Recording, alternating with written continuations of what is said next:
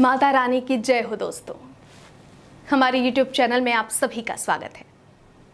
मैं आशा करती हूँ कि आप सभी स्वस्थ और सकुशल होंगे।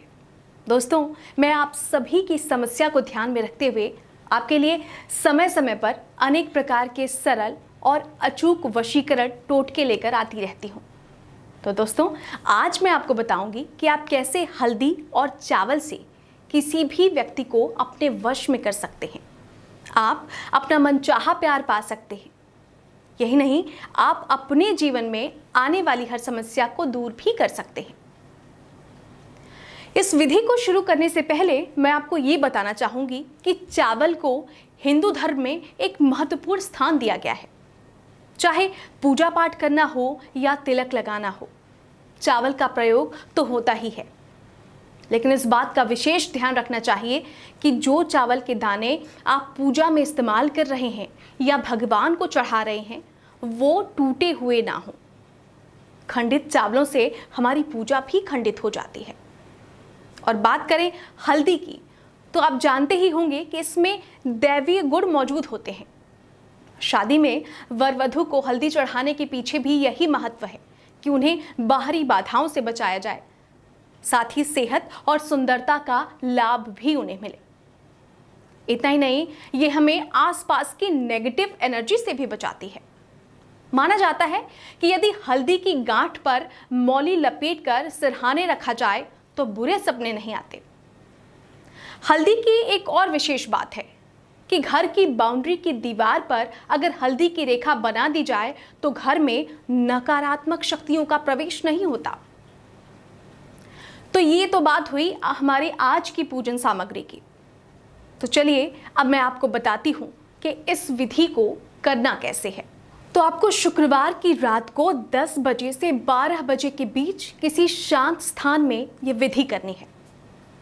इसके लिए आपको चाहिए चावल के 7 दाने। जी हाँ, चावल के 7 दाने। ध्यान दीजिएगा कि आपको कच्चे चावल लेने हैं, पके हुए या फिर उबले हुए नहीं। अब आप थोड़ी सी मात्रा में हल्दी ले लीजिए और इसे चावल में आप मिला दीजिए। जब चावल के 7 दानों पर हल्दी का रंग चढ़ जाए तो इन्हें एक पीपल के पत्ते पर रख दीजिए। आप देख पा रहे होंगे कि मैंने यही क्रिया दोहराई है।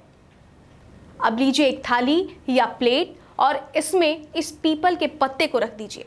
इसके बाद थाली में रखे पीपल के पत्ते पर 3 बूंद जल टपकाना है। इसी थाली में घी से भरा एक दीपक जलाना है और इसके बाद आपको एक मंत्र का जाप करना है। इस मंत्र का जाप आपको तब तक करते रहना है जब तक कि दीपक की लौ ना बंद हो जाए। आप ध्यान से सुनिएगा वो मंत्र जो मैं आपको बताने जा रही हूँ। स्वः ओम सर्वलोक अमुक वशीकरण कुरु कुरु स्वाहा। जी हाँ, बहुत ध्यान से एक बार फिर से आप सुनिए। मैं इस मंत्र का उच्चारण एक बार फिर से करती हूँ। स्वः ओम सर्वलोक अमुक वशीकरण कुरु कुरु स्वाहा। अमुक की जगह आपको उस व्यक्ति का नाम बोलना है जिसे आप अपने वश में करना चाहते हैं। अब जब दीपक शांत हो जाए, यानी कि दीपक की लौ बंद हो जाए, तो आपको उस पीपल के पत्ते को किसी पीले रंग के साफ कपड़े में बांध लेना है। इसके बाद आपको ये पीला कपड़ा अपने तकिए के नीचे रखकर सो जाना है। ध्यान रहे, ये कपड़ा नीचे जमीन पर नहीं गिरना चाहिए। आपको पूरी रात इसे अपने तकिए के नीचे ही रखना है। तो दोस्तों, अगली सुबह यानी शनिवार को आपको जल्दी उठना है और इस पीले कपड़े को जल में प्रवाहित कर देना है। ध्यान रहे दोस्तों, इस विधि को करते समय आपको कोई भी देख नहीं रहा हो, अन्यथा ये विधि पूरी नहीं हो पाएगी। इस विधि के संपन्न होते ही देखिएगा, जिस व्यक्ति को आप वश में करना चाहते हैं वो व्यक्ति आपसे दूर नहीं रह पाएगा। वो व्यक्ति आपकी हर बात सुनेगा और उसके लिए आपकी बात से ऊपर कुछ भी नहीं होगा।